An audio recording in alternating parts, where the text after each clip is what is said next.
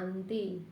आज 24 जून 2021 के महावाक्य सुनेंगे। रिवाइज 27 जून 1964। आज मातेश्वरी जी के स्मृति दिवस पर क्लास में सुनाने के लिए जगदम्बा सरस्वती जी के मधुर महावाक्य सुनेंगे। आज बाबा ने गीत बोला है, छोड़ दे जग से नाते। अगर हम जग से नाते ही छोड़ दे तो फिर जग काहे के लिए है। अगर नाते ही तोड़ने की बात है तो फिर यह संबंध बनाया ही क्यों। पति पत्नी, बाप बेटे, राजा प्रजा आदि आदि अनेक का आदि जो संबंध है, यह संबंध भगवान ने रचे हैं, ऐसे कहते हैं ना। तो जब भगवान ने रचे हैं तो फिर क्यों कहते हैं कि छोड़ दो। या फिर गीत की राग है, भगवान ने कौन सा जग रचा। दुनिया कहो जो भगवान ने रची है, वह ऐसी दुनिया थोड़ी रची थी। जो संबंध है वही नहीं रचे। अभी इस जग में देखो तुम्हारे नाते कैसे हो गए हैं। भगवान खुद कहते हैं, मैंने तो तुम्हारे यह दुख के संबंध नहीं बनाए। मैंने तो जो तुम्हारे संबंध जोड़ा था वह बंधन नहीं था। उसमें मैं तुमको सदा सुखी बना के गया था। गृहस्थ धर्म, धर्मपति, धर्मपत्नी धर्म के नाम से है ना, परंतु अभी तो वह धर्म का संबंध ही नहीं है। बाप कहते हैं, यह जो तुमने अपना जग बना दिया है, उस जग के जो नाते हैं वही बिगड़ गए हैं। मैंने जो जग बनाया था उसमें तुम्हारे नाते कितने अच्छे थे, कितने प्रिय थे, कितने अच्छे थे, कितने एक दो को सुख देने वाले थे। इसीलिए उन्हों को कहा जाता जीवन मुक्त। अभी तो तुम्हारे नाते जीवन बंधन हो गए हैं, तो छुटकारा कैसे हो। इसीलिए बाप कहते हैं, उससे नाता तोड़, एक मेरे से नाता जोड़ो। यह एक लास्ट की जीवन तुम मेरे हवाले करो।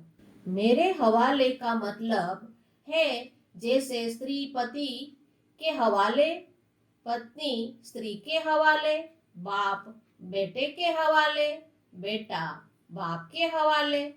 प्रैक्टिकल अच्छी तरह है ना। मैं कोई तुम्हें नई बात नहीं कहता हूँ। सारी जीवन उनके प्रति लगा देते हो ना कि यह सब मेरे हवाले करो तो तुम मेरे बन जाओगे। उससे ट्रस्टी बन संभालो।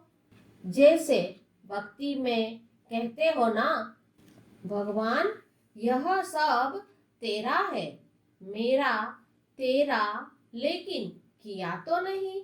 सिर्फ तेरा तेरा भी, मेरा मेरा भी, ऐसे ही अब वह ठगी तो नहीं चलेगी ना। यह तो तेरा मेरा खत्म करना पड़ेगा। अभी तो मैं तेरा तो उसमें सब आ गया। उस परमात्मा को कोई ठग नहीं सकता। ठगी करते रहे लेकिन ठगते ठगते खुद ही दुखी बन गए हैं। बाप कहते हैं, सबसे बुद्धि हटाकर मेरे से जोड़ो, फिर अपनापन नहीं रहेगा। यह मोह के कारण तुम दुखी हो गए हो। बाप कहते हैं, जग के नाते तोड़, अभी मेरे बनो। अभी तुम मेरे बनो तो चढ़ती कला में आ जाएंगे। आज मम्मा ने दूसरी मुरली भी चलाई है। चढ़ती कला में जाना है तो अपने जीवन की सारी जवाबदारी उनके हाथ में समर्पण कर दो। बहुत मनुष्य ऐसा प्रश्न पूछते हैं, इतना ज्ञान सुनते हुए भी हमारी अवस्था आगे क्यों नहीं बढ़ती? आगे बढ़ने में रुकावट क्यों? अब यह समझानी उन्हों के प्रति दी जाती है जिन्होंने इस मार्ग में चलने का कदम रखा है।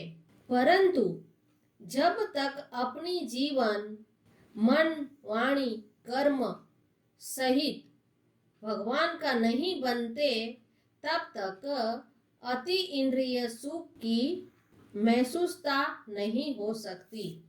दिल से उसे जीवन समर्पण कर दो, पूरा वारिस बन जाओ। इसी नशे में रहो तो धारणा होगी। जब बाप आया है तो बच्चा प्रैक्टिकल में बनो। इसमें ही हमारी चढ़ती कला है। सारी जवाबदारी बाप की है। संग दोष से बचे रहो, क्योंकि उनका राज्य है ना। इसीलिए बाप कहते हैं, अच्छी तरह से कवच पहन लो। कवच पहनोगे तो उसकी गोली लगेगी नहीं। योग का कवच है, ज्ञान की तलवार है। इन सभी अस्त्र शस्त्र को संभाल के रखो।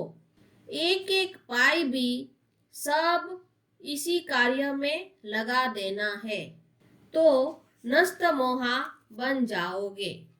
आज का वरदान, अपने श्रेष्ठ स्वरूप व श्रेष्ठ नशे में स्थित रह अलौकिकता का अनुभव कराने वाले अंतर्मुखी भव।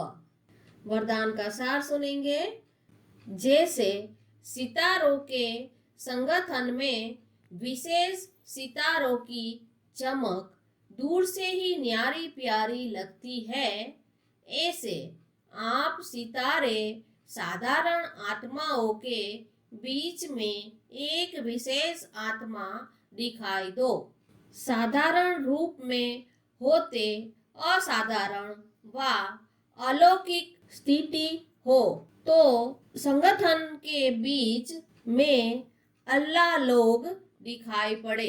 इसके लिए अंतर्मुखी बन फिर बाहर मुक्ता में आने का अभ्यास हो। सदैव अपने श्रेष्ठ स्वरूप व नशे में स्थित होकर नॉलेजफुल के साथ पावरफुल बन नॉलेज दो, तब अनेक आत्माओं की अनुभवी बना सकेंगे।